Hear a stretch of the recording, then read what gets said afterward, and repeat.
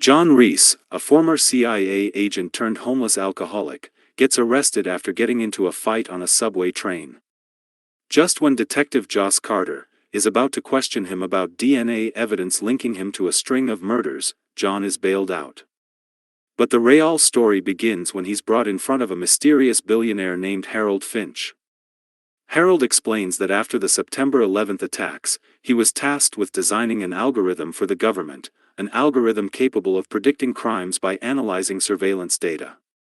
This program, which he calls the Machine, is designed to identify people who are likely involved in impending crimes, whether as a victim or a perpetrator. The government, however, only cared about preventing large-scale attacks they labeled as relevant to national security. But as the machine started predicting even smaller-scale crimes, ones that were relevant to the general public, the government ignored them, calling them irrelevant. Seeing this, Finch secretly accessed a small portion of the machine's data, using a backdoor to track these irrelevant cases without alerting the NSA. He was looking for someone skilled enough to stop these crimes before they happened. He needed a partner, someone who could help protect people. At first, Reese rejects the offer, but eventually agrees.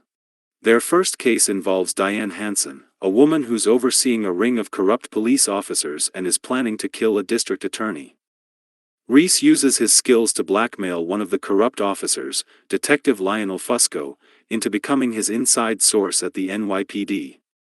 Reese then exposes Hansen's corruption in court. He kills corrupt Detective Stills, and ties Fusco to the crime to ensure his future cooperation. This is just the beginning of Reese's journey, as he continues helping Finch stop dangerous crimes. As they go on, Reese becomes known as the man in the suit, and his reputation grows. Even Detective Joss Carter, who's been investigating the string of crimes, starts to suspect that someone knows about these incidents before they happen. The duo continues their mission, saving lives, all while staying one step ahead of the law. At NYPD's 8th Precinct, a mob breaks in and steals a top-secret file labeled Elias, with an old murder weapon. Soon after, Detective Carter catches a new case. The victim? Vincent DeLuca, a former Sicilian mafia enforcer. The twist? He was killed with the same knife he once used to murder a woman named Marlene decades ago. Now, Carter's chasing a killer who's turning the past into payback. Through her detective friend Bernie Sullivan, who worked on the case in the 70s, Carter learns that Marlene had an affair with Moretti, who controlled Brighton Beach back then. When Marlene asked Moretti to leave his wife, he sent Vincent DeLuca to silence Marlene. Marlene's son, Elias, grew up hating Moretti, his biological father. Now, Elias has already killed Vincent and is targeting Moretti. He is also on a mission to unite the 5 families and reclaim the New York underworld from the Russians. Meanwhile, Finch and Reese get a new number, Charlie Burton, a schoolteacher who witnessed a Russian mobster shoot another mob in Brighton Beach. Now, the Russians are hunting him down, desperate to silence the only witness who can tie them to the crime. As Reese and Burton try to escape the Russians, they end up in territory controlled by a Bulgarian mob, but finally they have managed to escape. At the same time, Carter is searching for Burton to place him in protective custody. In doing so, she gets closer to finding Carl Elias. After being trapped with another Russian gang member and Charlie Burton on a yacht, Reese realizes that Burton is actually Elias. He thanks Reese for saving him but warns him not to interfere with his future plans. Reese is left feeling guilty for putting others in danger by saving Elias' life.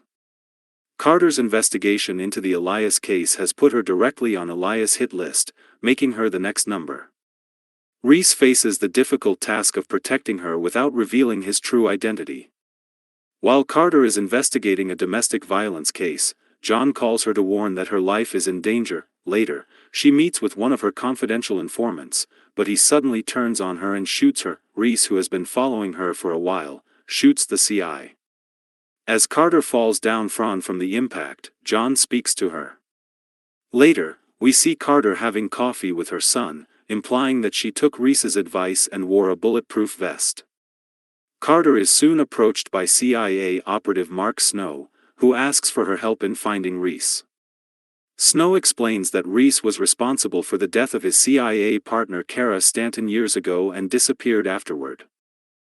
However, Carter's investigation has now put him back on the agency's radar. They trick Carter into revealing Reese's location. The team meets near an abandoned building, but Reese is suddenly shot by CIA sniper.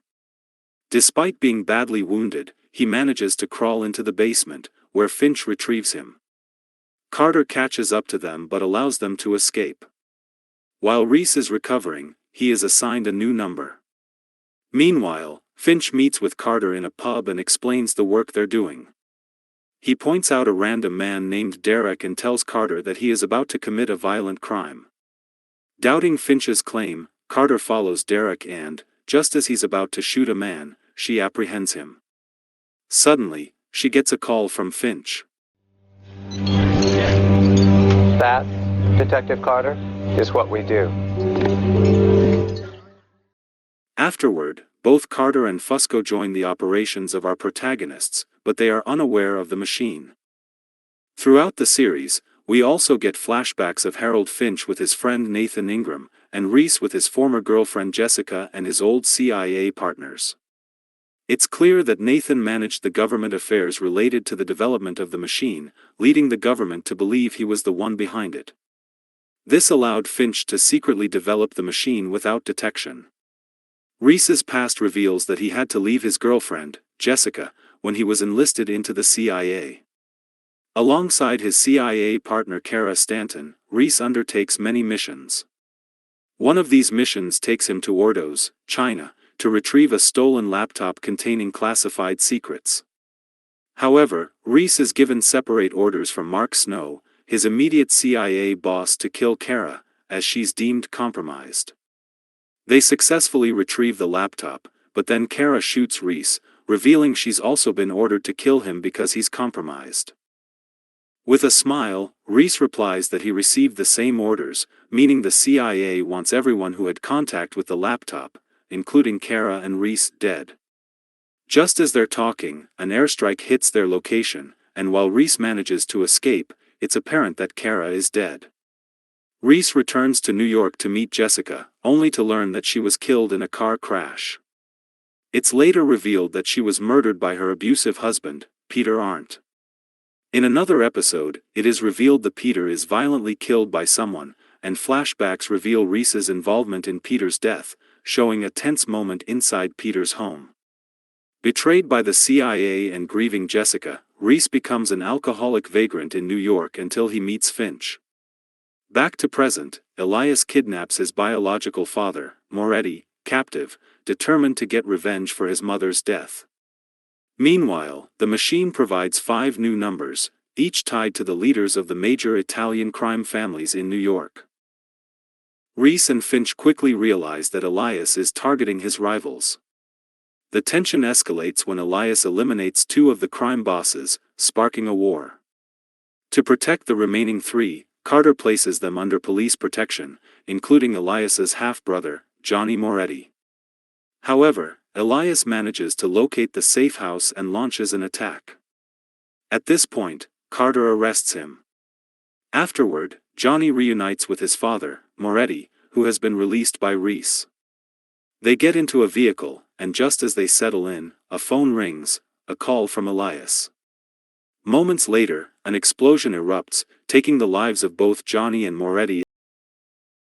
As the man in the suit gains popularity, Agent Donnelly of the FBI and HR, a clandestine network of corrupt NYPD officers, are on the hunt for Reese.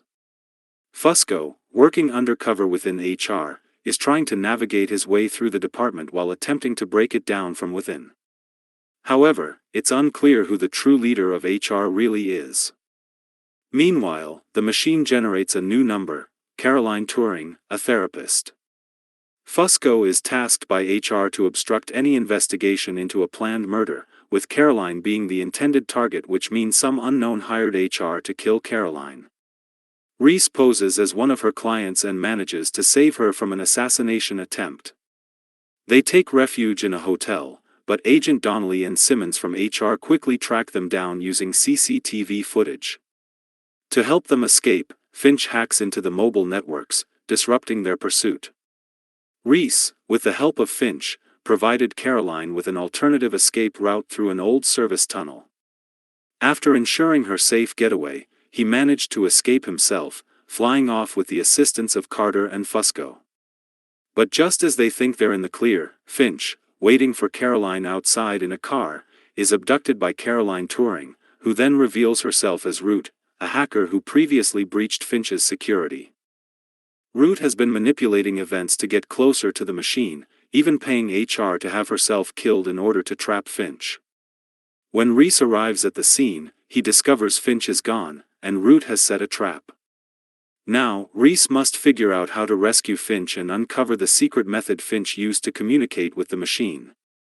In the end, Fusco sends critical details about HR to higher officials, leading to their arrests and the dismantling of the network.